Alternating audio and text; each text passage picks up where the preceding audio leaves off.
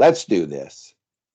The Cult of Hockey podcast by the faithful and for the faithful. I'm David Staples of the Edmonton Journal, and I'm here tonight with Bruce McCurdy. Hey, Bruce. Hey, David. Never in doubt. Not really. On a certain level, they're playing a team they should beat, but it doesn't mean they're going to beat them. Big win for the Oilers. Bruce, they're back to fake 500, which is 4 wins and 5 losses. For some reason in the NHL, if it's an overtime loss, they don't, the general vernacular of NHL writers and people who talk about it is not to talk about it as a loss. It's something else. But it is a loss. An overtime win is an actual win. Yeah. It's a full-on win. So anyway. that old saying about fickle fans, we're with you, win or tie.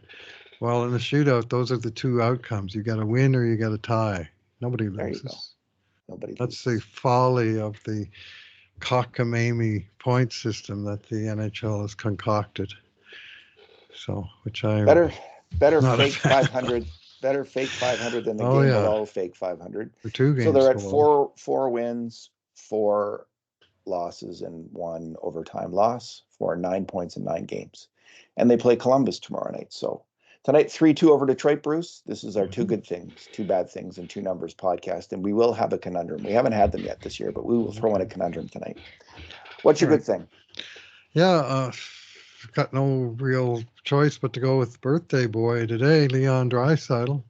29 years old, matched his sweater number and celebrates the occasion by scoring 2 goals and assists, including the overtime winner in a 3-2 Edmonton win, his second overtime goal already of the young season.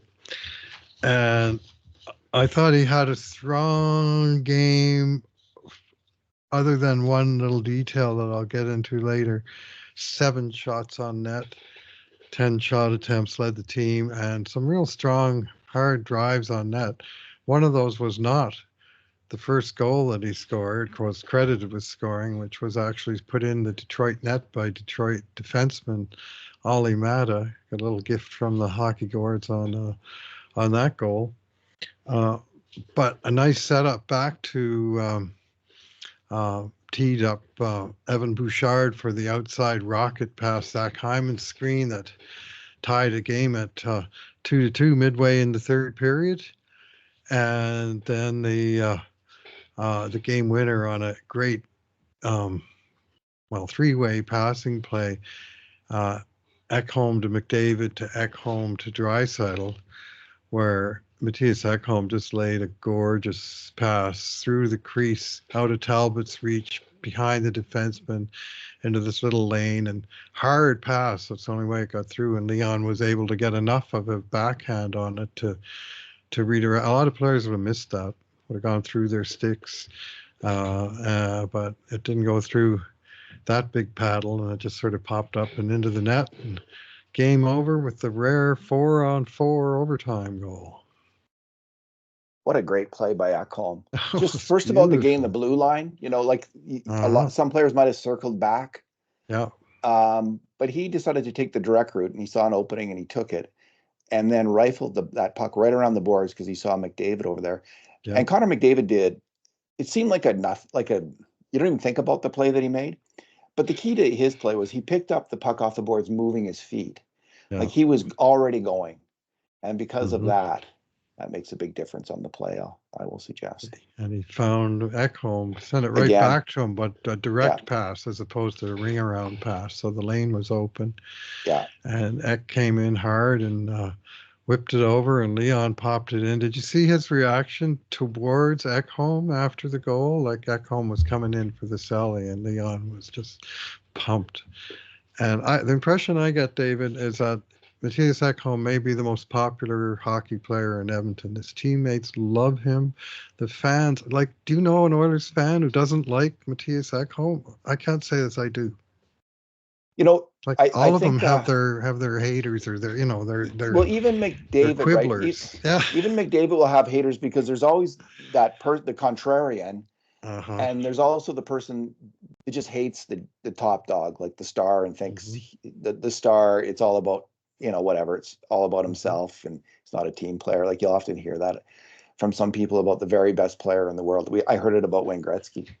Yeah. So, and Draisaitl, of course, he's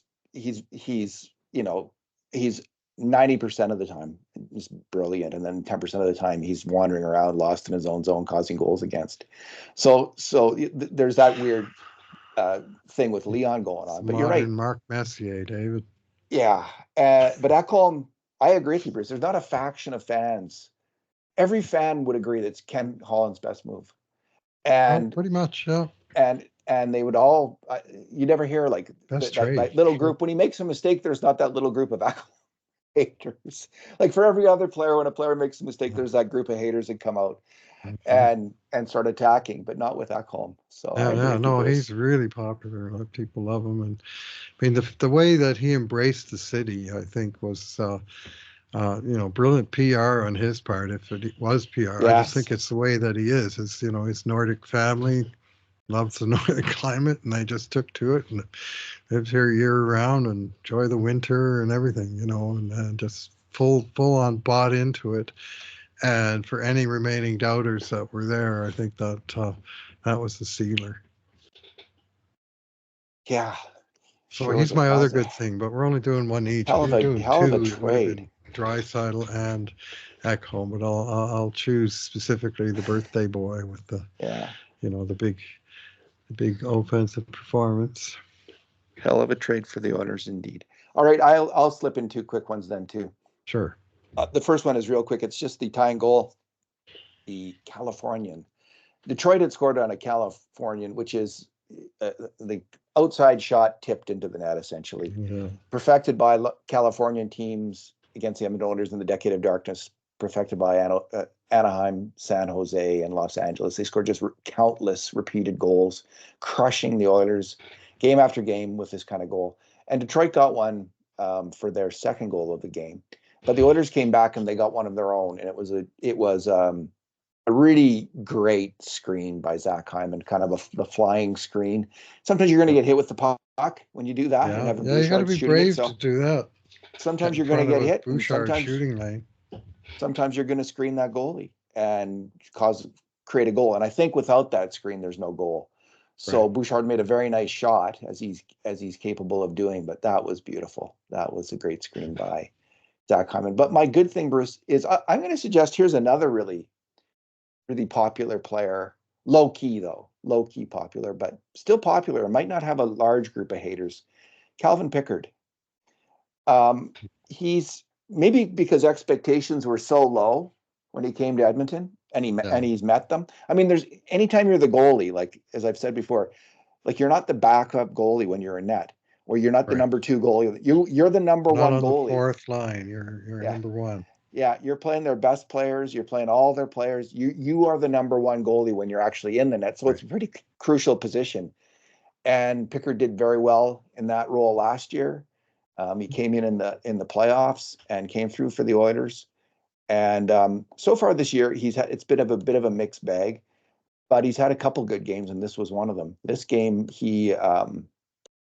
I say a mixed bag because I think he's got a .875 save percentage this year, if I'm not mistaken. He had a real tough first start. Yeah. The game they lost to Chicago. Wasn't his finest hour, but he bounced back from that. He had a good win in Nashville, wasn't it? And then he had a good win now in Detroit. Sure did. And 2 goals against is that's a solid. Oilers should be expected to win games where they hold the other team to 2 goals. I mean, it's not like Edmonton's pumping in a whole lot of goals just yet, but there are 2 examples where 2 goals against was just enough for Oilers to get the job done. Now, the Oilers, the grade A shots in this game were 13-12 for Detroit, but the subset of 5 alarm shots, the most dangerous, were 8-5 for Detroit.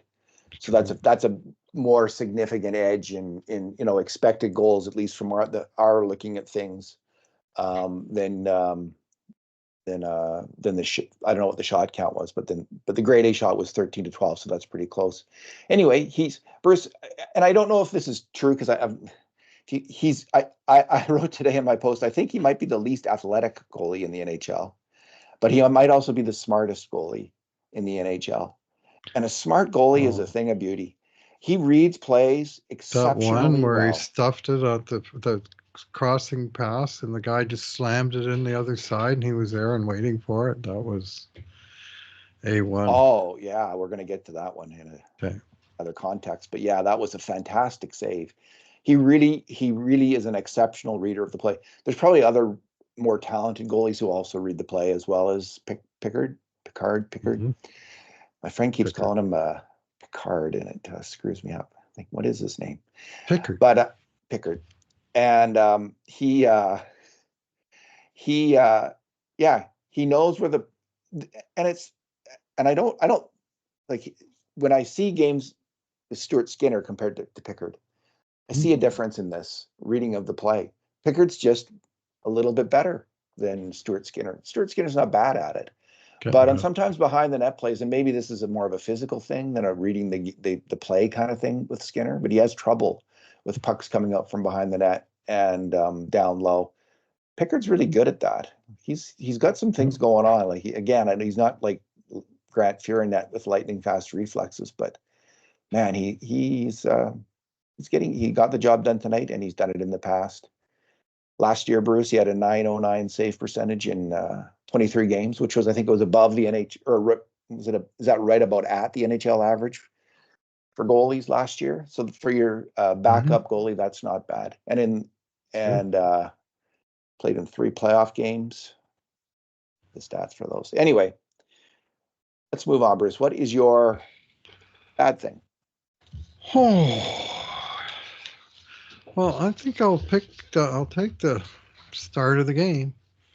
You know, Edmonton's got 3 goals and 9 first periods now this season, and coming out of the gate a little slow and sluggish. It's not just an occasional thing, and it doesn't happen all the time. They had a good first period against Pittsburgh, which just couldn't score.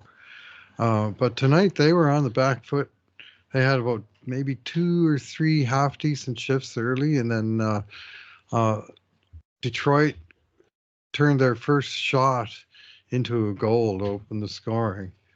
There's a couple of Detroit guys just a hair quicker than a couple of Edmonton guys, and they got a good bounce when Patrick Kane's blind pass went off the side of the net and absolutely on the stick of the goal scorer who slammed it in, JT Compher, and he made a great shot.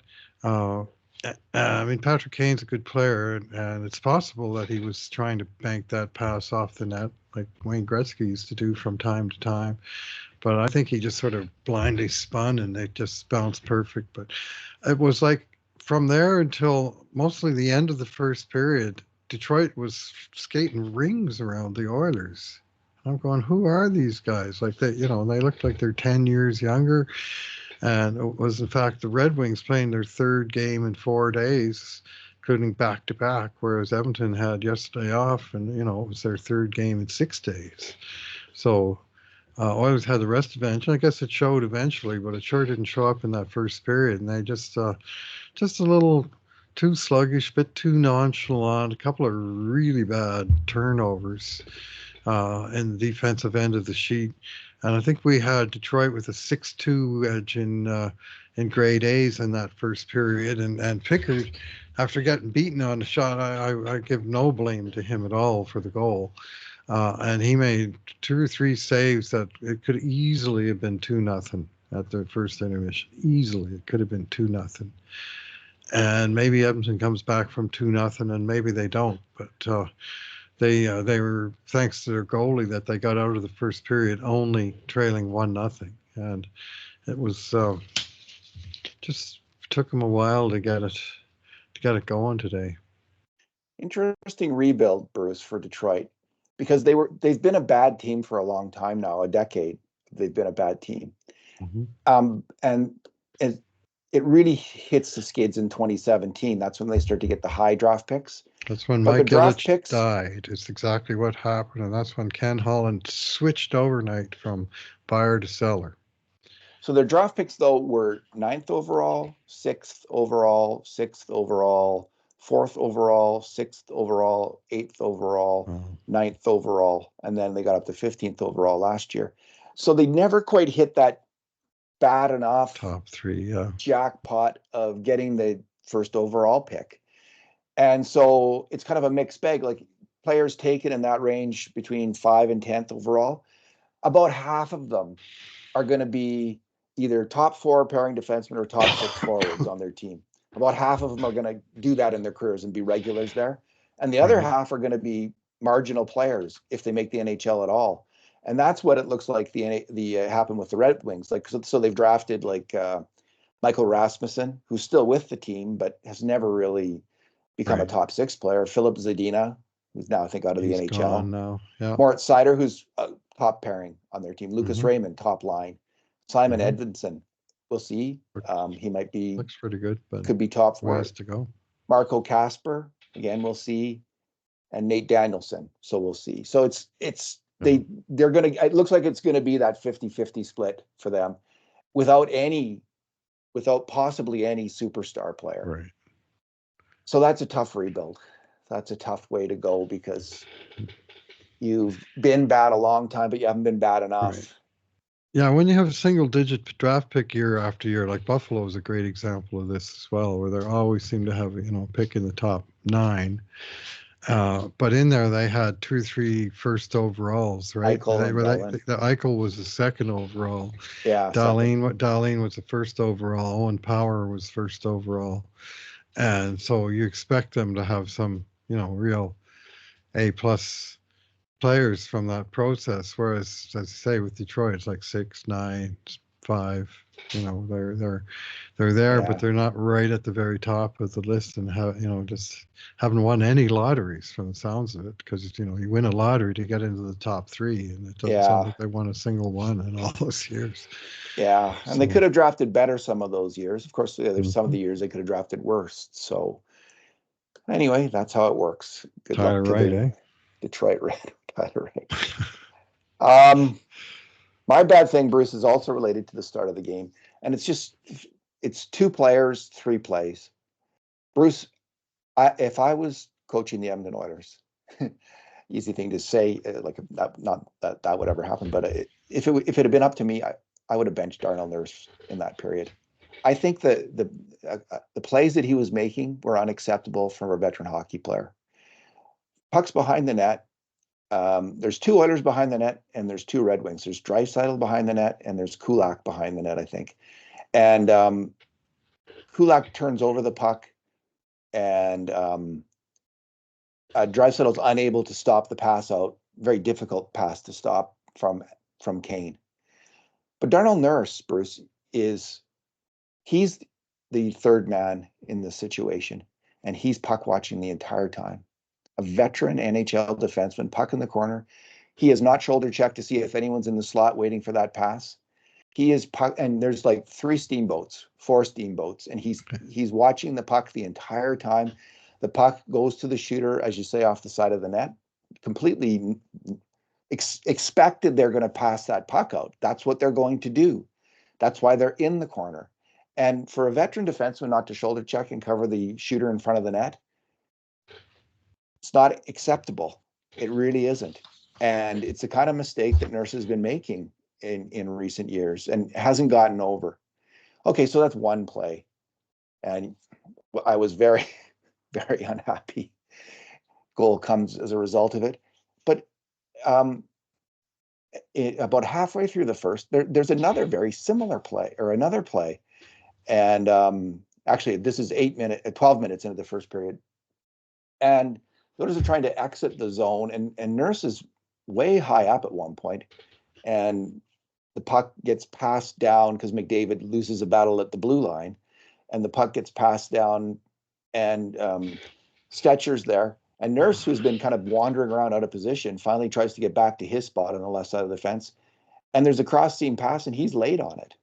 So for twice in 2 big plays in a row, which would have amounted to nothing if he had only been in position, just doing your basic job as a veteran NHL defenseman, he's wandering around, puck watching, not playing the man, not playing his position.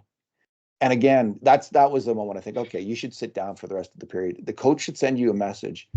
That isn't acceptable. You've got to raise your standard. You've got to stop those basic scoring plays, because you're just costing the team, and you cost the team in the playoffs. You didn't get benched then. I think now would have been a good time to do it. So agree or disagree, Bruce McCurdy?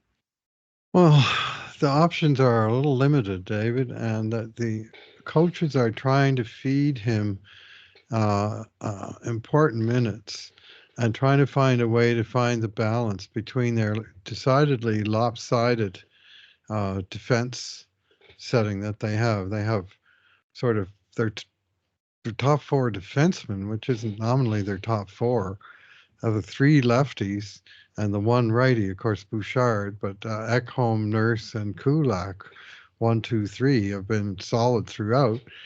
But the last couple of games, they've gone with a new wrinkle. And tonight they actually even started the game with it, where they switch in every few shifts. They give Nurse and Kulak a shift together, and they skip Emerson and Stetcher altogether. So they'll go, Ekholm, Bouchard, uh, Nurse Kulak, back to Ekholm Bouchard, and then they'll come back out then with Nurse and Stetcher and follow that with Kulak and Emberson. So the third pairing guy or the two right shot guys, like they never play together the way the Yeah, lefties, Kulak and Nurse do. So in this game, for instance, Nurse at even strength, Nurse played well, all three, Ekholm, Bouchard, and Nurse played 21 plus minutes. Kulak played 19. Emerson played 11 and a half, and Stetcher played 13 and a half. So they're definitely number 5 and 6 on the depth chart. But the trick that the coaches have to do is that they're both righties. So when they do match up Nurse and Kulak, you have a lefty playing the wrong side, and moreover, you have a guy that's moving between shifts. He's left side some of the time, right side some of the time. And to my eye, that was Nurse that was doing the moving, and Kulak was sticking to the left side, which he prefers. And it's a tall ask, and I'm not sure he's the player that you want to be asking that, but the options are a little bit limited. And it just seems to me the coaches are just kind of leaning on their veteran, um, call them shutdown defensemen to handle a variety of roles. He's had, if you include Kulak, 4 different partners already this year. He's played full games with each of Emberson and Stetcher and the currently press boxed Travis Dermott. And then on special teams, he plays with Ekholm. So he's playing with almost everybody except Bouchard, the actual number 1 defenseman on the team. So they're asking a lot of Darnell. And some nights he's fine, and other nights not so fine. And tonight was one of them other nights. At least certainly early in the game, it seemed like he was a little sort of not quite sure where he was supposed to be a couple of times. And listen, I'm all for them going with the Nurse Kulak pairing. If you're going to do it, do it. Don't monkey around. It's a little, that strikes me, that strategy they have strikes me as a little too fancy. Certainly too fancy for Kulak and Nurse. You want to see Stetcher and Emberson out there as a pairing? No, I want to see that's the third pairing. No? Okay. Dermott or Gleason and Stetcher or Emberson. I want to see a righty lefty. You play different players then. Like you go with Kulak and Nurse, and then you play Travis Dermott and either Stetcher or Emberson. And if you don't think Travis Dermott's up to it, you call up Ben Gleason and give him a chance. Well, it's an interesting innovation that they're trying. And the weak link of it is that when you do try that, you're asking one guy to switch left side to right side. And it's not that unusual. I mean, if you ever see a team that's down by 1 defenseman and are going with the 5-man rotation, well, one of the 5 is going to wind up switching from side to side. And I'm not sure it's Darnell's forte, but he's the one that's being tabbed to do that. Ekholm would be the ideal to me. I think he can handle right side no problem, but he's an absolute staple on Bouchard's left side. Of course, Bouchard's a righty, so you're not going to be switching them for no reason.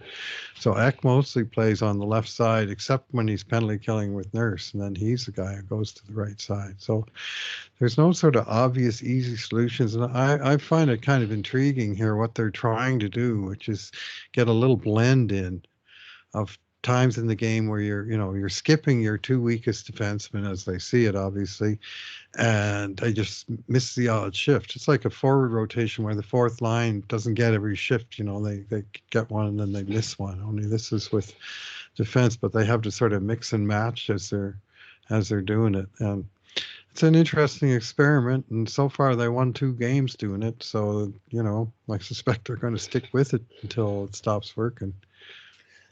Yeah, those 2 plays that I talked about with Nurse, that had nothing. Like, he was playing his left side on both of those plays to start out, and there's nothing complicated about covering the slot when you're on the like covering the slot is just basic defense. And for him not to do that on that first goal against, to be puck watching and not aware of that, I just think.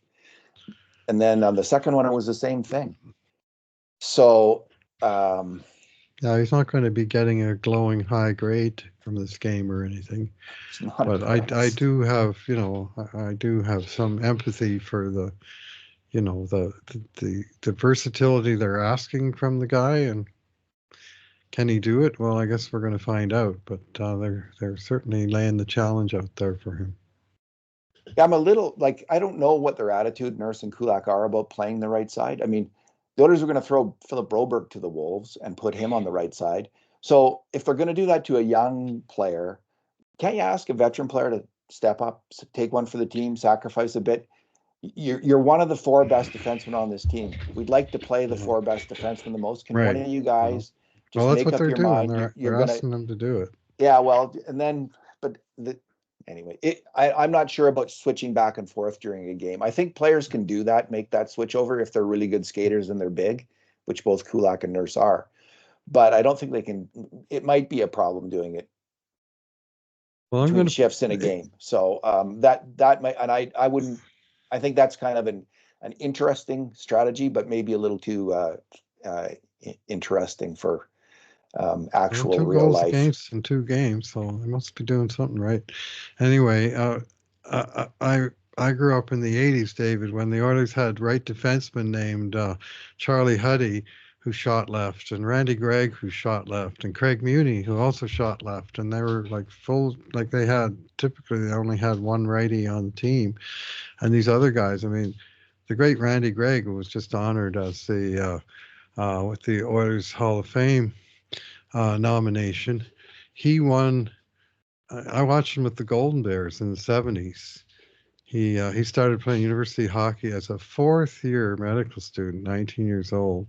And he was a tower of power on the left side of the defense for 4 years. He won 2 national championships, National Player of the Year award. He was left D when he was captain of Canadian's Olympic team in 1980. And yet when he came into the Oilers, because of the situation they had, he just got moved to the right side, and he played probably 80+% of his games here on the right side. One of the playoff years he was with Reijo Ruotsalainen, so they moved him over, and he did fine. Like, he could do equally fine on either side. And that is a skill. And that's the skill that they don't all have. But well, maybe Paul Coffey Randy should and pick Charlie their sure brains. had it. Paul Coffey should call up Huddy and Greg and say, okay, what do I got to tell these guys? We need one of them to do it. And I think committing to it and going for it is a big part of it. And I don't know if that's happened or not, or if they're both hesitant, but I just think I'm not a big fan of mixing up defense pairings in a game. I don't personally think that's a very good idea.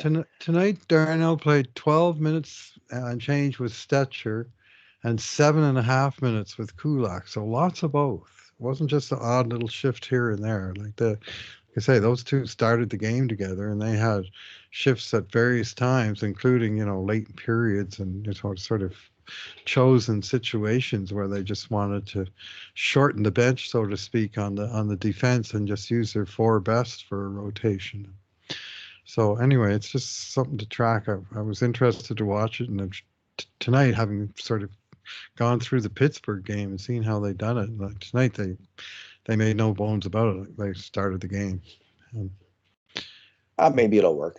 Maybe I'm incorrect. Possibly. We'll see. Well, got to give it a chance. I mean, their coaches are, they're dealing the hand they're dealt with.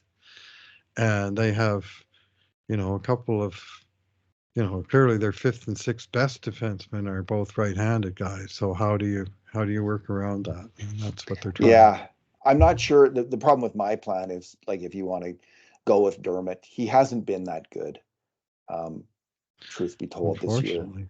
And maybe call up Gleason instead. And you like, I don't know who you would send. Like, I think they need to call up a forward as well, and we'll get to this in a little bit. So I'll just put off that conversation until then. Bruce, let's just skip forward to the numbers, and we'll touch back on this issue in a second.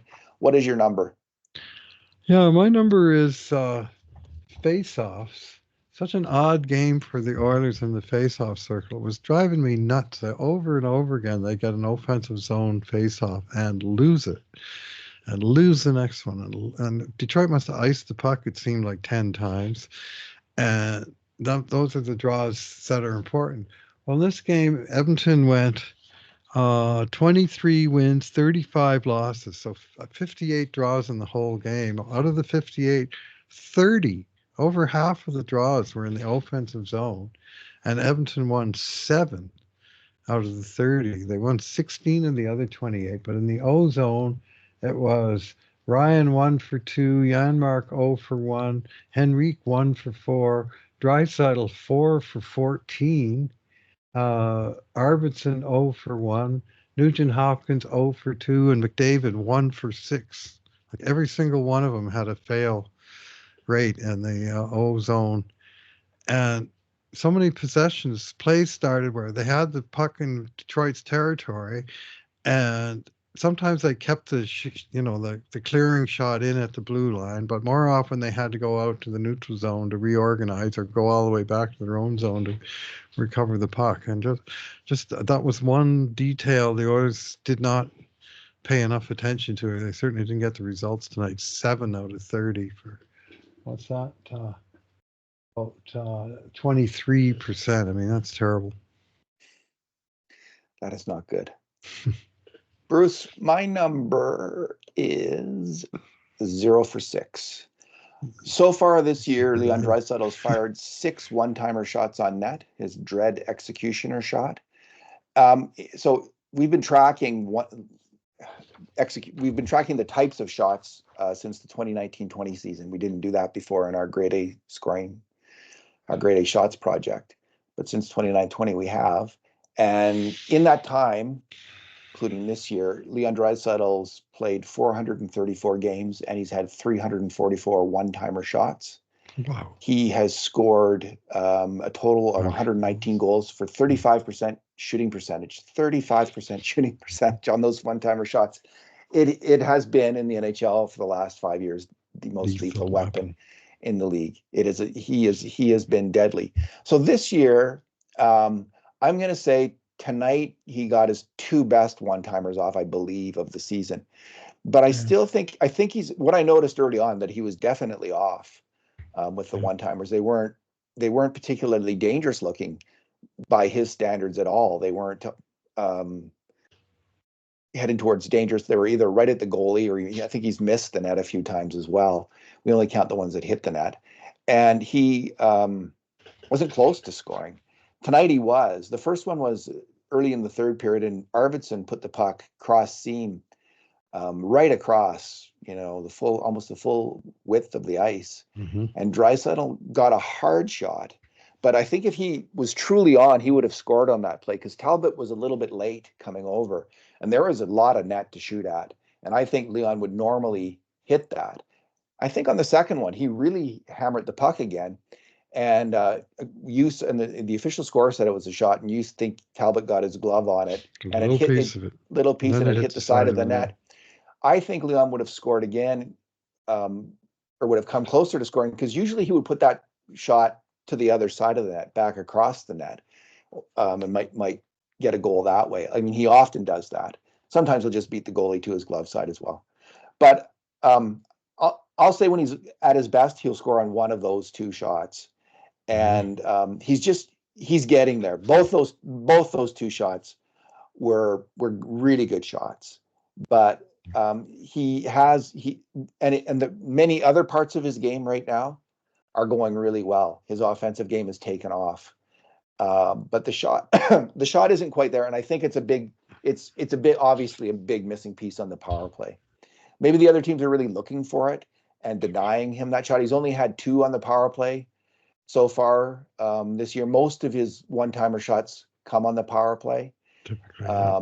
So like 244 of the one-timer shots, of the 344 one-timer shots, have been on the power play. So 2/3 essentially. Yeah. In the last 5 years, and this year he's That's just a had 2 lot. in 9 games.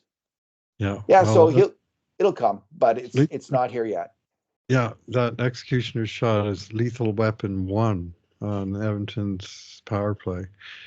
And you would normally expect, well, out of 6 so far this year, which normally you expect him to have more than 1 a game. What'd you say, 344 in 3 years, Yeah, 240 games, so almost 1.5 a game. And he's got 6 in 9 games. 434 games, 344. This is including the This is a playoffs. full. Okay, this is a full. Okay, Yeah, all right. Well, Anyway, 6 in 9 games, but normally you'd expect him to have a couple goals off that one timer, yeah. and he has none. But before we flay him too severely, he's merely on pace to score 55 goals at this moment in time this year. So He scored a fantastic goal. I think it was my good thing the last game. Where he came down and just smoked that wrist game shot. winner that night too. Yep. That was a fantastic. That was a They fantastic goal. couldn't solve the And for the goalie until first Leon just buried one right past him on the rush. time this year, Bruce, both McDavid and Draisaitl are now averaging more than a point a game. Yep, they So both got their 10th in overtime in 9 yeah, games. so they've been a little slow coming on, but they're going now. That's for sure. They're going now, and as they go, so will this Oilers team go. Bruce, one player that hasn't been going great and had kind of there's a couple moments tonight where I really had to shake my head. Cory Perry. First of all, he missed, like everyone saw this, and this happens to players. It might not mean anything. He just had the puck right on his stick in the crease, and he just had to slam it home, and it went over his stick.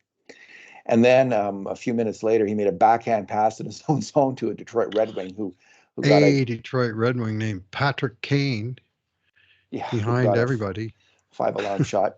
So it's like, and so I was a little surprised, I think, and I talked about this summer when they re-signed him. I didn't think he was up to it. I didn't think, even in the playoffs, and you thought he might have been hurt in the playoffs. You mentioned it a few times. He didn't play well in the playoffs.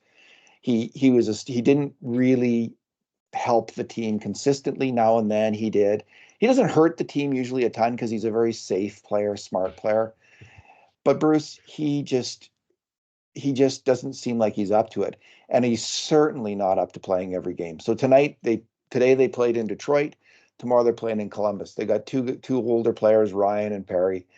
Because they only have 12 forwards, they got to play them. And I just think they should sort out their defense, get 6 defensemen in Edmonton for a while, send down the other guy, and call up a forward. So on these back-to-back games, at least, and maybe other games, you have a choice at forward. You can take Cory Perry out.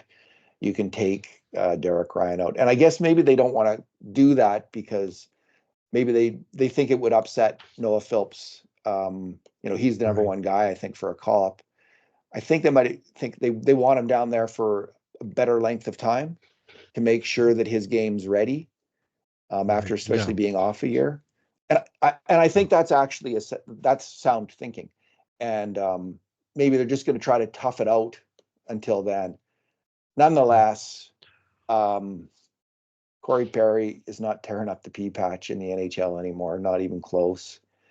Yeah, he had a couple of bad defensive moments tonight, and not he had 3 shot attempts and they all got blocked.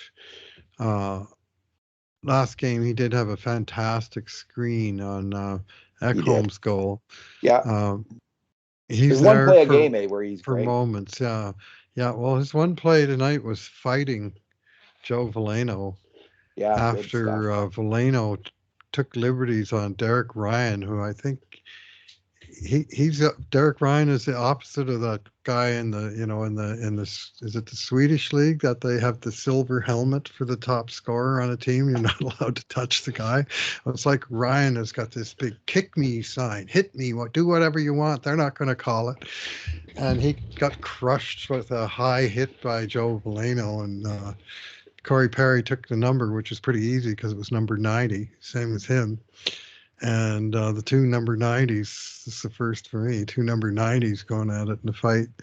And Perry, I think he won it. Veleno got a couple in at the end when the linesmen were kind of derelict, I thought. But I think the main thing, and I'll forgive almost any fight where a teammate's going to bat for another teammate who's been, on the receiving end of something untoward. Darnell Nurse has done it twice this year already. Major points for me as well. Yeah, in the Nashville game, that huge John McCarron was running around and he rammed Bouchard from behind, and then he hit Draisaitl real high. And that was when I think Nurse took his number and settled a score with him, 10 minutes into the first period. And guess what? McCarron was invisible after that. And then there was last game where Darnell just stepped in immediately after, who was it, got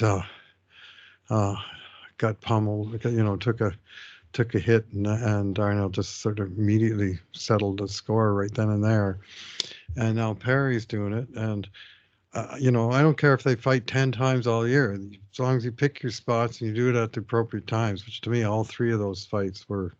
If you're going to have fighting in hockey, it's for just that very thing. When you have a wronged teammate who needs someone to have his back, and Perry did that, so he's going to get a +1 in my grade for that. And I think he'll still probably be below the waterline because he did not otherwise have a very good game. I agree with you, Bruce. Those moments when those players do that, that's a big thing on a team. Because hockey at the NHL level is a intimidating, violent game, and that kind of thing matters a lot. So good for him for doing that. And the player they could call up, I think, if they want to keep Noah Philp down, it was Arvidsson Kajula. last game that got gooned into the boards by his best friend, the Swedish defenseman. Oh, that's right. That guy Peterson. That lanky Darnell dude went after him after the face-off. And they asked Arvidsson after the game, after they found out that he and Peterson were friends, he said, did Darnell know that he's a good friend of yours? And he said, I didn't have time to tell him. It was just right away, very next puck drop, basically. So anyway. The player they should call up, Bruce, from Bakersfield, if they want to keep Philp down, is Drake Kajula, who had a really outstanding preseason and is getting a point a game so far in the AHL. So they could call him up and put him in. And I think Drake Kajula would add a lot of energy and some burst to that fourth line. I think he would look good out there, and it would help the Oilers. It would give them some spark, which isn't necessarily there when the fourth line goes out there right now. It's not a fast line, that's for sure. It sure isn't, because Ryan's probably league average at this point, maybe. And Janmark, if it's him, he's league average at least, maybe above average skater. Little above average, but he's not what you call a burner. And Perry is slow, and Ryan is, Ryan might even be a little below average, yeah. And Perry's one of the slowest players in the NHL. They're going to beat you with smarts and guile. They do, and they are smart, and they do have that going on for them, and they do help the team in different ways. Like they're not that bad.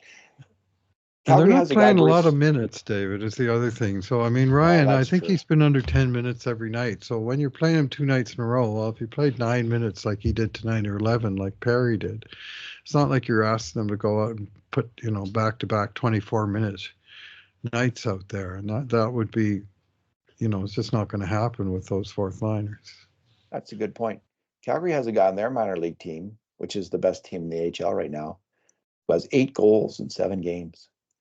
Rory Cairns, 22-year-old from the OHL, and it is his he had a year in the ECHL, then he had a year in the AHL last year, 32 points in 54 games last year, and 8 goals in 7 games. So see if that amounts to anything. Probably not. All right, Bruce, they play Columbus tomorrow night.